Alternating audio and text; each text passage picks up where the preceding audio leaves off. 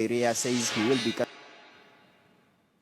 All right, thank you very much, Muremi Mwangi. We do apologize for the interruption by poor signal, but that's technology for you. So this is Morning Express, and of course, so far we have been bringing you details of what is happening in different constituencies. And today, remember, is a titanic battle in Nairobi for Jubilee Party, where we have the likes of Mike Sonko, Senator Mike Sonko, who is going for the gubernatorial ticket for Jubilee. We also have Peter Kenneth. Now, let me just come back to the panel as we wind up. Your closing comments on what we have seen so far. Would you say that the political parties are somehow learning from our mistakes before, from their mistakes before? Exactly, and I think, and this is why I've been opposed to this idea that we drag IEBC into internal party issues. Let parties learn, let them make their mistakes, let them learn from those mistakes. And you have seen what Jubilee has been able to do. You have seen even the elections, the ODM elections in Migori, in Homa Bay that were done after the initial mess with the initial ones. There have been a remarkable improvement in the level of organization and logistical arrangement that has been put in place to facilitate people to cast their ballot. So I think the parties need to practice this. This is how they need to conduct even their own internal party elections, so that we don't have men in black, as we saw in Kasarani, kicking cartons all over the place. We need to have this kind of organization.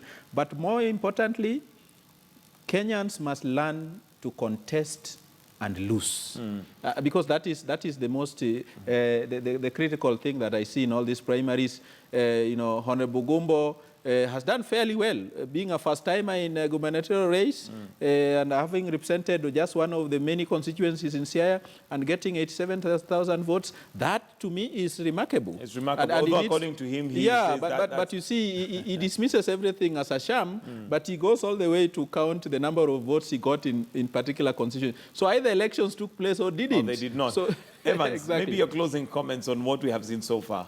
I think what we have seen is that internal party democracy is very critical, and political parties are trying to exercise that because it will trickle to the general election.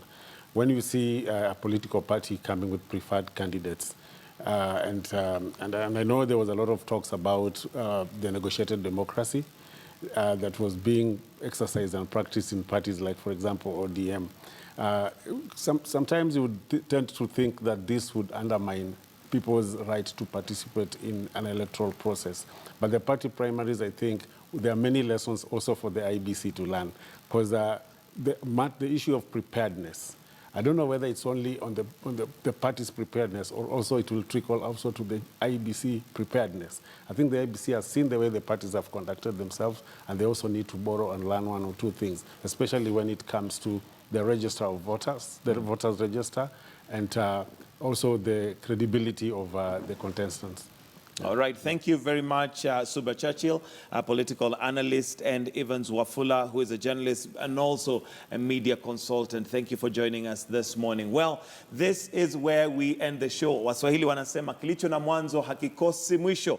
And for us here from the Morning Express crew and team that ensures the Morning Express comes to you every single morning from 5 a.m., we want to say goodbye. However, do stay with us. We continue with detailed coverage, and we have Michelle Ngele, who is ready to take us on World View, going around the world and giving us stories that are making headlines in 60 minutes, both home and abroad.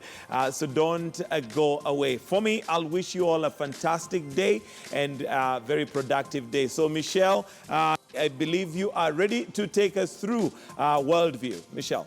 Absolutely, Michael. Good job for the past 4 hours. We'll be having a special edition of Worldview for the next 2 hours as we focus on the political party primaries here at home and that titanic battle in Nairobi in the gubernatorial race. So do stay tuned right here on KTN News, where we give you the whole story. Michael.